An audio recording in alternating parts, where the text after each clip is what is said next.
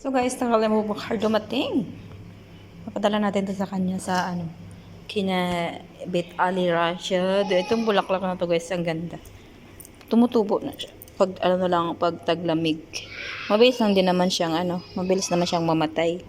Pag mainit, namamatay siya kaagad. Pero pag naglamig, ang ganda-ganda ng kanyang bulaklak. Takala mo Bakar, oy.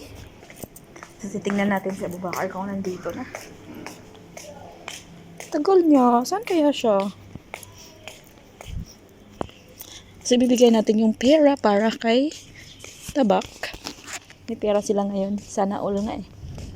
Sana all. May pera din naman ako. Kaya lang, syempre, swerte talaga nila kay nanay.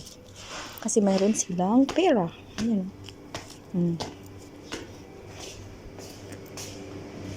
Ha? So guys, ang problema na naman nila, fulus. Ito yung problema kasi, pag hindi sila nabigyan ni nanay, ang iniisip nila, ang pera nila nasa ibang kamay na, sa mabuting kamay na. E paano pag hindi sila talaga nabigyan? Hindi ko alam. Ngayon, nung sa Abu Dhabi, ang tanong din nila sa akin, bakit daw 3 linggo na sila, 3 buwan na silang hindi binibigyan ng pera ni nanay para pangbili ng kanilang ulam tuwing Friday. So, nung magbakasyon ako, wala na rin yung pera na sinasabi ni nanay na, ibili mo ng laham para sa mga driver diyan. So, yun ang tinatanong nila sa akin kasi akala nila yung pera na kay Abubakar na sa driver namin. Ngayon na naman, sabi niya, ng bagong tagaluto, 3 Bernes daw siyang hindi nabigyan ng pera nung nandito siya, nung nasa bakasyon din ako. Ano nangyayari?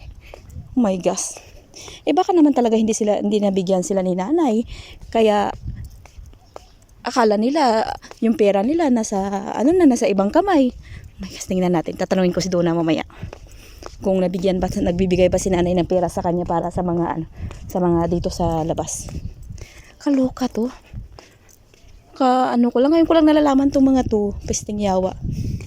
So tingnan natin, wala pa si Abubakar eh.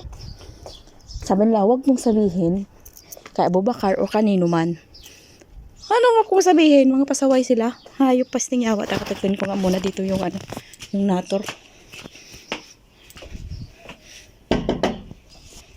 Kasi pag hindi sila nakikita kasi dito kay Abubakar binibigay yung pera para ibigay sa kanila.